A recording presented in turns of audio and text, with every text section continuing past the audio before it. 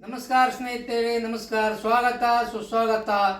ಸ್ನೇಹಿತರೆ, ಎಲ್ಲರಿಗೂ ರಾಮನವಮಿಯ ಶುಭಾಶಯಗಳು. ಸ್ನೇಹಿತರೆ, ರಾಮನವಮಿಯ ಸಲುವಾಗಿ ಇವತ್ತಿನ ದಿವಸ ವಿಶೇಷವಾಗಿ ನಾವು ಕರ್ಬೂಜೆ ಪಾನಕ, ಆಮೇಲೆ ನೀರ ಮಜ್ಜಿಗೆ, ಹೆಸರುಬೇಳೆ ಕೋಸಂಬರಿ, ಹೆಸರುಬೇಳೆ ಪಾಯಸ, ಈಗ 4 ರೆಸಿಪಿಗಳನ್ನು ಮಾಡುತ್ತೇನೆ. ಬನ್ನಿ ಮಾಡುವ ವಿಧಾನವನ್ನು ನೋಡೋಣ.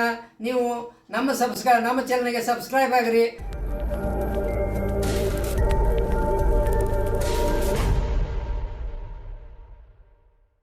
ಸ್ನೇಹಿತರೆ, ಕರ್ಬೂಜದ ಪಾನಕ ಮಾಡೋ ಸಲುವಾಗಿ ಈಗ ನೀರಿನಲ್ಲಿ ಬೆಲ್ಲವನ್ನು ಕರಗಿಸಿಕೊಳ್ಳುತ್ತೇನೆ.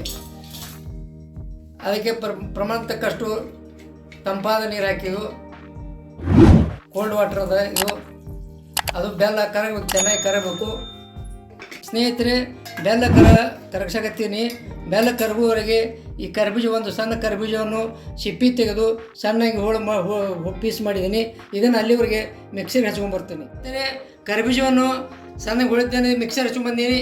ಅಗದಿಗೆ ರಸ ಆಗ್ಯದ ನೋಡ್ರಿ. ಈಗ ಬೆಲ್ಲ ನೀರಲ್ಲಿ ಕರಗೈತಿ, ಈಗ ಸೋಸ್ಕೊತೀನಿ. ಇದು ಸಾವಯವ ಬೆಲ್ಲ ಇದ್ದಾರೆ. ಈಗ ಇದು ಒಳ್ಳೆ ಬೆಲ್ಲ. ಇದನ್ನು ಏನು ಮಾಡಿದ್ದು ಆದರೂ ಕೂಡ ಒಂದು ಸಲ ಸೋಸಿ ಇಟ್ಕೊತೀನಿ ರೀ.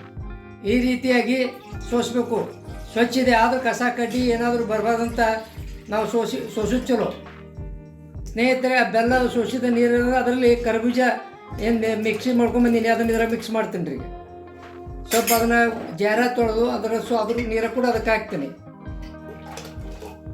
ಸ್ನೇಹಿತರೆ, ಒಂದು ಅರ್ಧ ಲಿಂಬೆಹಣ್ಣು ರಸ ಅದಕ್ಕೆ ಹಾಕ್ತೀನಿ. ಬೀಜ ಅದರಲ್ಲಿ ಇದಾಗ ಬರ್ತಾ ಸ್ವಲ್ಪ ಸೋಸಿ ಚೆನ್ನಾಗಿಂದ ಸೋಸ್ತಾ ಇದ್ದೀನಿ. ಸೋಸಿ ಅರ್ಧ ಲಿಂಬೆಹಣ್ಣು ಹಾಕ್ತೀನಿ ರೀ. ಸ್ನೇಹಿತರೆ, ಹಸಿ ಶುಂಠಿ ನಾವು ಹೆರೆದಿಟ್ಟು ಅದನ್ನು ಏನು ಮಾಡ್ತೀವಿ, ಸ್ವಲ್ಪ ನೀರಲ್ಲಿ ಹಾಕಿ ಅದರ ರಸ ತಗೋತೀವಿ ರೀ. ಚಟ್ಟನ್ನು ಹೊರಗೆ ಬಿಟ್ಟು ರಸ ಹಾಕ್ತೀವಿ. ಅದ್ರಾಗ ಒಂದು 2 ರಿಂದ 3 ಏಲಕ್ಕಿ ಪೌಡ್ರ್ ಮಾಡೀನಿ, ಅದನ್ನು ಇದು ಹಾಕ್ತೀನಿ. ಸ್ನೇಹಿತರೆ, 5 ರಿಂದ 6 ಮೆಣಸುಕಾಳು ಪೌಡ್ರ್ ಮಾಡಿಟ್ಟಿನಿ. ಮೆಣಸುಕಾಳು ಸ್ವಲ್ಪ ಹಾಕ್ತೀನಿ. ಸ್ವಲ್ಪ ರುಚಿಗೆ ತಕ್ಕಷ್ಟು ಉಪ್ಪು, ಸ್ವಲ್ಪ ಉಪ್ಪು ಹಾಕ್ತೀನಿ ರೀ. ಈಗ ಅದನ್ನು ಚೆನ್ನಾಗಿ ಕಾಡಿಸ್ಬೇಕು ರೀ. ನೋಡಿ, ಎಲ್ಲ ಚೆನ್ನಾಗಿ ಮಿಕ್ಸ್ ಆಗೈತಿ. ಈಗ ಇನ್ನೂ ಸ್ವಲ್ಪ ನೀರು ಹಾಕ್ತೀನಿ ರೀ. ಸರಿ, ಕರಿಬೀಜದ ಪಾನಕ ರೆಡಿ ಆಗೈತಿ. ಈಗ ತಂಪಾದ ನೀರು ಹಾಕಿವು. ನೀವು ಬೇಕಾದ್ರೆ ಇನ್ನೊಂದು ಸ್ವಲ್ಪ ತಂಪು ಜಾಸ್ತಿ ಬೇಕಂದ್ರೆ ನೀವು ಫ್ರಿಜ್ದಾಗಿಟ್ಟು ಕುಡಿಬೋದು. ಇದು ದೇಹಕ್ಕೆ ತಂಪೈತಿ ಮತ್ತು ಇದು ಭಾಳ ಆರೋಗ್ಯಕ್ಕೆ ಒಳ್ಳೇದಾಗೈತಿ ರೀ. ಅದಕ್ಕೆ ಇದನ್ನ ಕರಿಬೀಜ ಪಾನಕ ಕುಡಿದು ದೇಹಕ್ಕೆ ಒಳ್ಳೇದು ನೋಡ್ರಿ. ಕರಿಬೀಜದ ಪಾನಕ ಮುಗಿದಿದೆ. ಈಗ 2ನೇ ದಿನದ ಈಗ ನಾವು ರೆಸಿಪಿ ಈಗ ನೀರು ಮಜ್ಜಿಗೆ ಮಾಡ್ತೀವಿ.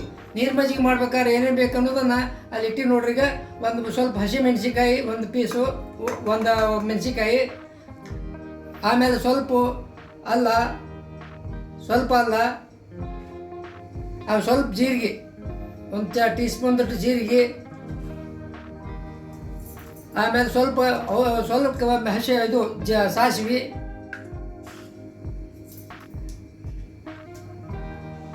ಕೊತ್ತಂಬರಿ, ಸ್ವಲ್ಪ ಪ್ರಮಾಣ ಕೊತ್ತಂಬರಿ. ಈಗ ಸ್ನೇಹಿತರೆ, ಕರಿಬೇವು ಒಂದಿಷ್ಟು ಹಾಕ್ತಾರೆ. ಕರಿಬೇವು ಸ್ವಲ್ಪ ಜಾಸ್ತಿ ಇದ್ದರೆ ನೀರು ಮಜ್ಜಿಗೆ ಟೇಸ್ಟ್ ಬರ್ತೈತಿ. ಅದಕ್ಕೆ ಏನೈತಿ, ಸ್ವಲ್ಪ ಉಪ್ಪು, ಈಗ ಎಷ್ಟು ಬೇಕಾದ್ರೆ ಸ್ವಲ್ಪ ಉಪ್ಪು ಹಾಕ್ತೀನಿ. ಆಮೇಲೆ ಮತ್ತೆ ಟೇಸ್ಟ್ ನೋಡಿ ಮತ್ತೆ ಉಪ್ಪನ್ನು ಹಾಕೋತೀನಿ. ಈಗ ಅದನ್ನು ಮಿಕ್ಸಿಗೆ ಹಚ್ಕೊಂಡ್ಬರ್ತೀನಿ ರೀ. ಇವಾಗ ಅದನ್ನು ನೀರು ಮಜ್ಜಿಗೆಗೆ ಏನೈತಿ, ನಾನು ಇದು ಮಿಕ್ಸಿ ಮಾಡ್ಕೊಂಬಂದೀನಿ. ಸ್ವಲ್ಪ ನೀರು ಹಾಕ್ತೀನಿ ನೋಡಿರಿ.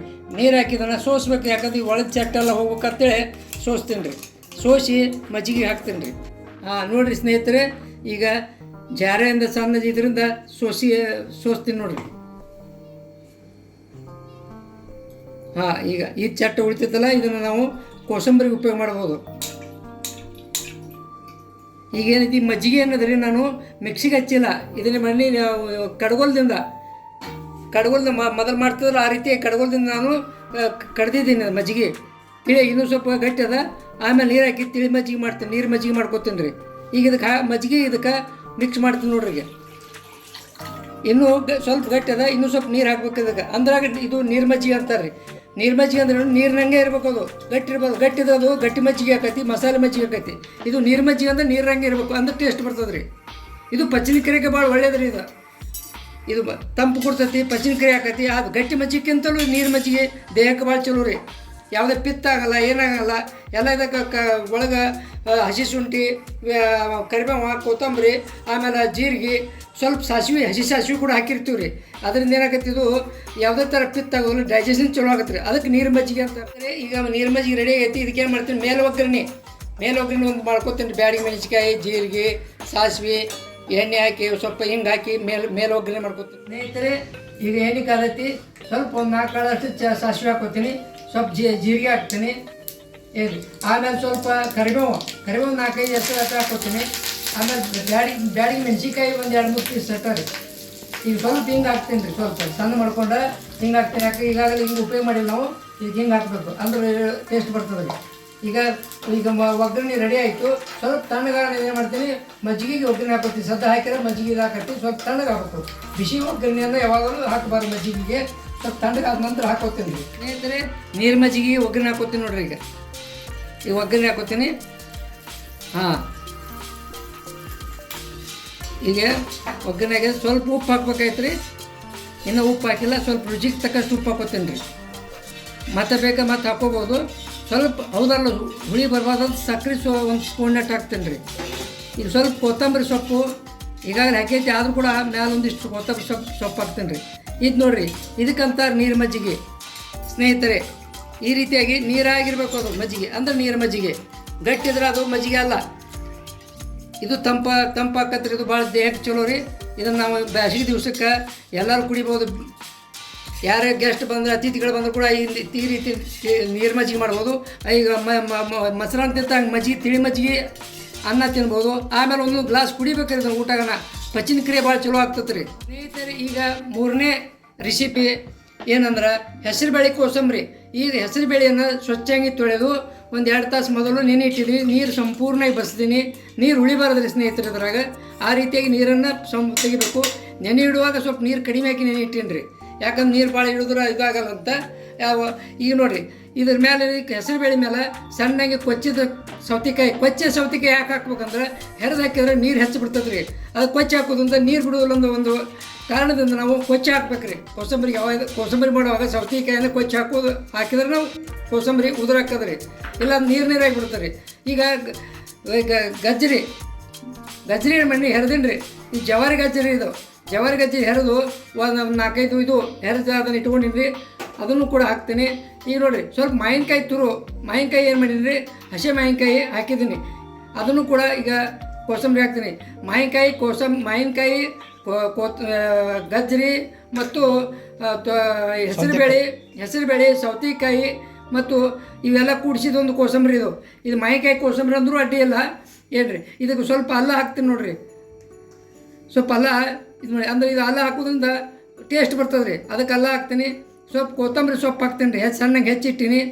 ಕೊತ್ತಂಬರಿ ಸ್ವಲ್ಪ ಹಾಕ್ತೀನಿ. ಈಗ ಇದು ನೋಡಿರಿ, ಇದೆಲ್ಲನೂ ಈಗ ನಾವು ಈಗ ಕೈಯಾಡ್ಸಂಗಲ್ಲ. ಸ್ವಲ್ಪ ಜೀರಿಗೆ ಹಾಕ್ತೀನಿ ರೀ. ಈಗ ಜೀರಿಗೆ ಸ್ವಲ್ಪ ಹಾಕ್ತೀನಿ. ಆಮೇಲೆ ಇದೇ ಜೀರಿಗೆ ಒಗ್ಗರಣೆ ಒಳಗೆ ಉಪಯೋಗ ಮಾಡ್ತೀನಿ. ಇದಕ್ಕೂ ಸ್ವಲ್ಪ ಹಾಕ್ತೀನಿ. ಆಮೇಲೆ ಹಸಿ ಕೊಬ್ಬರಿ ಹೆರೆದಿಟ್ಟಿನಿ ರೀ. ಇದನ್ನು ಸ್ವಲ್ಪ ಈಗ ಅರ್ಧ ಹಾಕ್ಕೋತೀನಿ. ಆಮೇಲೆ ಮತ್ತೆ ಅರ್ಧ ಹಾಕ್ತೀನಿ ರೀ. ಈಗ ಅರ್ಧ ಹಾಕೀನಿ ರೀ. ಮತ್ತೀಗ ಅರ್ಧ ಹಾಕ್ತೀನಿ ರೀ. ಈಗೆಲ್ಲ ರೆಡಿ ಆಯ್ತು. ಸ್ವಲ್ಪ ರುಚಿಗೆ ತಕ್ಕಷ್ಟು ಉಪ್ಪು. ಈಗ ಸ್ವಲ್ಪ ಉಪ್ಪು ಅದಕ್ಕೆ ಎಷ್ಟು ಬೇಕಾಷ್ಟು ಉಪ್ಪು ಹಾಕೀನಿ ರೀ.